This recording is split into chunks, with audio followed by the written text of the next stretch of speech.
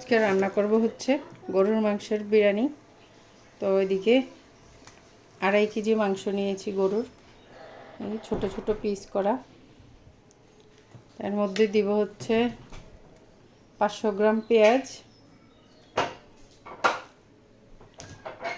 আর নিলাম 60 গ্রাম রসুন, 60 গ্রাম আদা। এগুলো ব্লেন্ড করে নেব। এদিকে হচ্ছে 25 গ্রাম গোলমরিচ, 20 গ্রাম 25 গ্রাম এরকম, এলাচি, দারচিনি, লং, 5-6 গ্রাম জৈত্রিক, জয়ফল হাফ, অর্ধেকটা জয়ফল, এখানে কিছু দারচিনি, তেজপাতা, 25 গ্রাম বাদাম। তো বাদামটা ভিজিয়ে রাখতে হবে, এই যে এইভাবে চামড়াটা ফেলে দিতে হবে। আর সময় কম থাকলে একটু গরম পানি দিয়ে ভিজিয়ে নিলেই হবে। এই যে একদম সাথে সাথেই চামড়াটা উঠে যাবে। আর এখানে সামান্য একটু জিরা নিলাম, আর কিছু এলাচি তো দিলাম। এখন দিব শাহি জিরা। শাহি জিরাটা আমি লাস্টে দিব, এখন নিয়ে রাখলাম। তো আমি সব রেডি করে এখানে কিছু কাঁচামরিচ নিয়ে নিলাম। অল্প একটু কাঁচামরিচ দিব, কাঁচামরিচ বেশি একটা দিব না। বাদামটা আমি ঝাড়ে নিয়ে নিলাম। এখন আমি এটার সাথে জৈত্রিকটা দিয়ে দিব, জয়ফল, জৈত্রিক সবই দিয়ে দিলাম।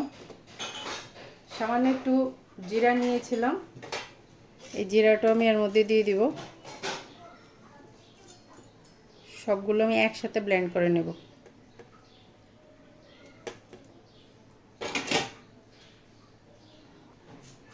এর সাথে গোলমরিচগুলো সামান্য একটু হালকা একটু টেলে তারপর দিয়ে দিলাম।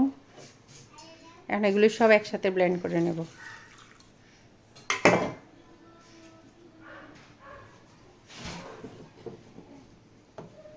সুন্দরভাবে ব্লেন্ড হয়ে গেছে, সুন্দর একটা সেন্টও বের হয়েছে। এটা এখন আমি মাংসটার সাথে দিয়ে দিব। এখন আমি আদা রসুনটা ব্লেন্ড করে নেব। আমি এখন এমন একটা হাঁড়ি নিলাম, শুধু মাংসটা রান্না করার জন্য হাঁড়িটা নিয়েছি। যখন বিরিয়ানিটা রান্না করব তখন আবার পাতিলটা চেঞ্জ করে নেব। এই যে মাংসটা আমি এটাতে দিয়ে দিলাম। দিয়ে দিব হচ্ছে এলাচি, লং, সবগুলো গরম মশলাই এখন একটা একটা করে দিয়ে দিব। এখন আমি তেজপাতাগুলো দিয়ে দিচ্ছি। তো সবগুলো জিনিস একটু ধুয়ে ক্লিন করে দিতে হবে। এখানে যে পেঁয়াজটা নিয়েছিলাম 500 গ্রাম পেঁয়াজ, এটাও এর মধ্যে দিয়ে দিলাম। সব একসাথে দিয়ে দিব। যে মশলাটা ব্লেন্ড করেছি সেই মশলাটা, তারপর আদা রসুনটা ব্লেন্ড করব, করে একসাথে দিয়ে দিব। আদা রসুন একসাথে ব্লেন্ড করে ফেলবো। পানি দিয়ে দিলাম।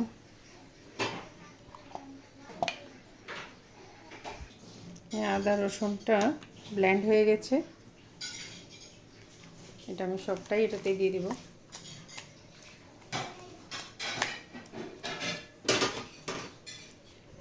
যদি আমার রেসিপিটা ফলো করেন একেবারেই বাবুর্চি স্টাইলে বা রেস্টুরেন্টের বিরিয়ানি আমার কাছে ততটা ভালো লাগে না যতটা আমি রান্না করে টেস্ট পাই। আমি কখনোই বাইরে থেকে কিনে পছন্দ করি না, আর আমার কাছে মনে হয় যে ওরকম সফট হয় না বা একটু শক্ত থাকে। সেজন্য আমি আমার নিজে রান্না করে খেতে খুব বেশি পছন্দ করি। তো এখন আমি এখানে একটু পরিমাণ মতো লবণ দিয়ে দিব। তো লবণটা টেস্ট করে দিতে হবে। সামান্য একটু লাল মরিচের গুঁড়ো দিব। এখানে আমি 6 গ্রাম টেস্টিং সল্ট দিয়ে দিলাম। 5 থেকে 6 গ্রাম টেস্টিং সল্ট দিলেই হবে। আমি স্বাদ মতো লবণ দিয়ে দিব। লবণটা যদিও আবার টেস্ট করব, তারপর আবার দিব। এখন আমি একটু পরিমাণ মতো দিয়ে দিলাম। আর একটু সামান্য একটু লাল মরিচের গুঁড়ো দিয়ে দিব, তাহলে সুন্দর একটা কালারও আসবে, খুবই সুন্দর একটা কালার আসবে। একদমই অল্প একটু লাল মরিচের গুঁড়ো দিলাম। আর মরিচের গুঁড়োটা আমাদের নিজস্ব করা মরিচের গুঁড়ো, হলুদের গুঁড়ো, ধনিয়ার গুঁড়ো, জিরার গুঁড়ো সব কিছুই আমাদের নিজস্ব মিল আছে, সেখান থেকে আমরা করে নেই। তো এই পর্যন্ত যারাই নিয়েছেন ভালো রিভিউ আছে, তো নিলে দেখতে পারেন। মরিচের গুঁড়ো, হলুদের গুঁড়ো।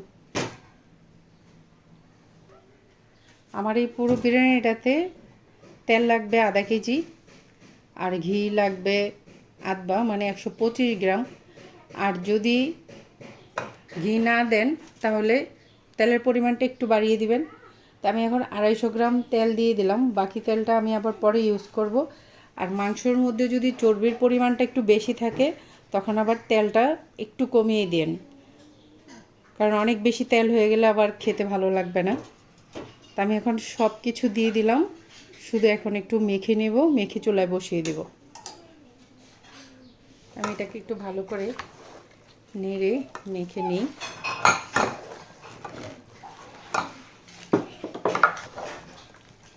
আমি সবসময় অর্ডারের জন্য এইভাবেই বিরিয়ানিটা রান্না করি। তো ভাবলাম যে রোজার মাস, অনেকে অনেক জায়গায় ইফতার দিবে, তো সুন্দর একটা সব কিছুই করবে, কিন্তু যদি সুন্দর না হয় তাহলে কোথাও আবার দিতে ভালো লাগে না। আর আপনি কষ্ট করে রান্না করলেন, একটু প্রশংসা পেলেন না, সেটাও আবার হয় না, মনে হয় যে কষ্টটাই মাটি। আমরা আসলে রান্নাই করি একটু প্রশংসা পাওয়ার জন্য। যে যে কাজ করে সে সেই কাজটা থেকে একটু প্রশংসা শুনতে চায়। আমরা রান্না করি যারা, আমরাও চাই যে আমাদের রান্নাটা সবচেয়ে বেস্ট হোক। আমি এখন এটা চুলায় বসিয়ে দিব, এটা মাখানো হয়ে গেছে। দারুণ একটা সেন্ট বের হয়েছে। বিসমিল্লাহ, এই চুলায় বসাই দিলাম, দিয়ে আমি 5 মিনিট চুলার আঁচটা বাড়িয়ে দিব। এটা একটু আঁচটা বাড়িয়ে রান্না করতে হয় মাংসটা, না হয় মশলাটা ফাটবে না। তো আমি ঢাকনা দিয়ে ঢেকে দিলাম, 5 মিনিট পর নাড়া দিব। প্রায় আধা ঘন্টা পরে মশলাটা এরকম, মাংসটাও প্রায় হয়ে গেছে। এটা খুব ঘন ঘন নাড়তে হবে, বাদাম থাকলে পাতিলের মধ্যে লেগে যায়। চুলার আঁচও বাড়ানো থাকবে, আবার ঘন ঘন নাড়তে হবে। তো আমি বারবার দেখাই নাই, কারণ ভিডিও একটু লম্বা হয়ে যাবে। এখন চুলার আঁচটা কমিয়ে আমি একটু ঢাকনা দিয়ে ঢেকে দিব। এখন আমি কিছু কাঁচামরিচ দিয়ে দিব। কাঁচামরিচগুলো এভাবে ভেঙে নিয়েছি। তো মাংসটা সিদ্ধ হওয়া পর্যন্ত অপেক্ষা করব।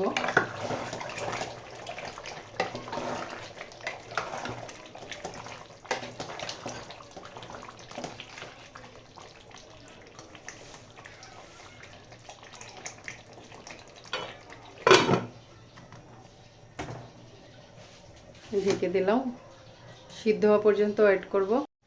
এখানে পলার চাল নিয়ে নিলাম। পলার চাল নিয়েছি 1 কেজি 750 গ্রাম, মানে 2 কেজির চেয়ে 1 পট কম, 2 কেজির চেয়ে 250 গ্রাম কম।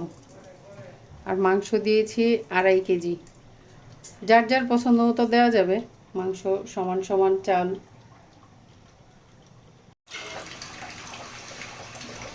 মাংসটা হয়ে গেছে আলহামদুলিল্লাহ। তো এখন আমি এটা নামিয়ে নিব, এখন বাকি প্রসেসটা করব।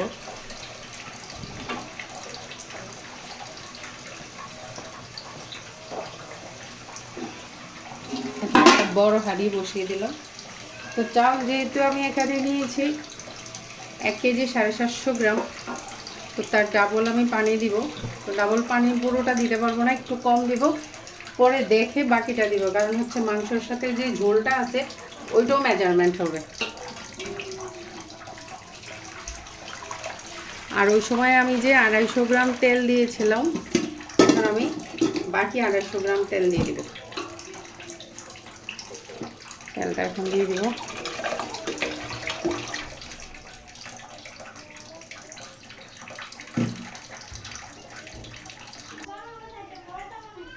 এদিকে 60 গ্রাম পাউডার দুধ নিয়েছি, এখন এটা আমি গলে নিচ্ছি পাউডার দুধটা।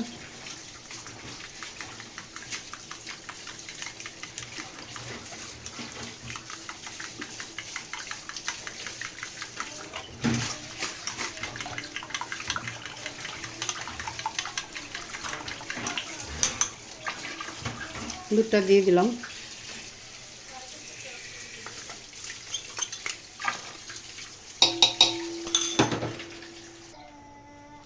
এখন আমি মাংসটা এটার সাথে দিয়ে দিব। নেকড়া রেডি হয়ে গেছে আমার। কাজের সময় নেকড়া মনে হয় যে পাই না। বিসমিল্লাহ।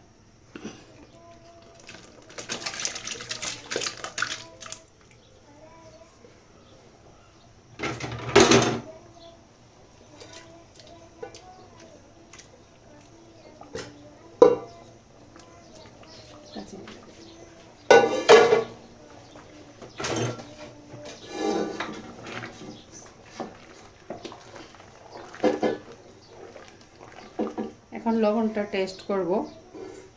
লবণটা টেস্ট করার পর চালটা দিয়ে দিব।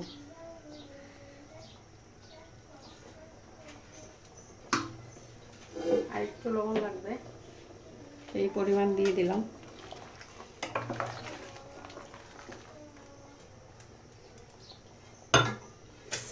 চাউলটা দিয়ে ধুয়ে পানিটা ঝরিয়ে রাখছিলাম, এখন চাউলটাও দিয়ে দিলাম।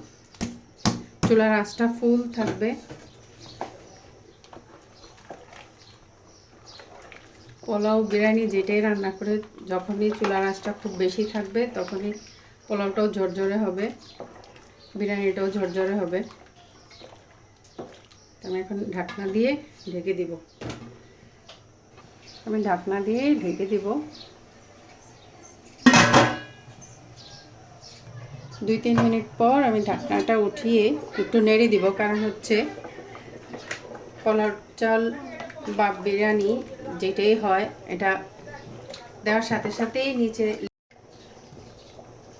খুব ভালো করে নেড়ে দিব।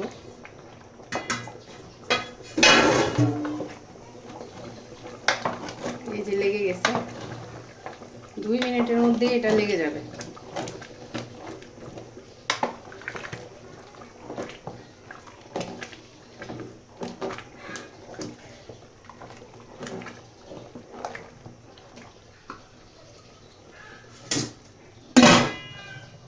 ঢাকনা দিয়ে ঢেকে দিলাম। এরকম করে 2-3 বার ঢাকনাটা উঠিয়ে নেড়ে নেড়ে আবার ঢেকে রাখবো। এই পর্যায়ে ঝোলটা যখন গায়ে গায়ে থাকবে আমি চুলার আঁচটা কমিয়ে ঢাকনাটা দিয়ে ঢেকে রাখবো আর 20 থেকে 25 মিনিটের জন্য।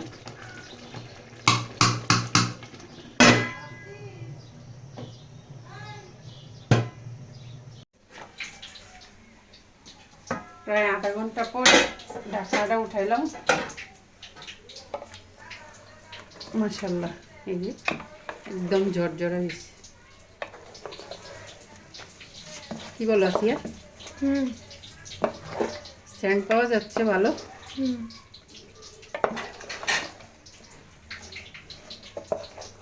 এই যে একটাও একটার সাথে লাগবে না।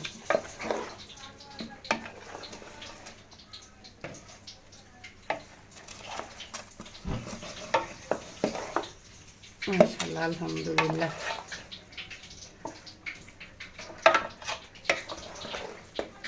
খুব ভালো করে নাইড়া এখন আবার ঢাকনাটা দিয়ে রেখে দেব। শেষ।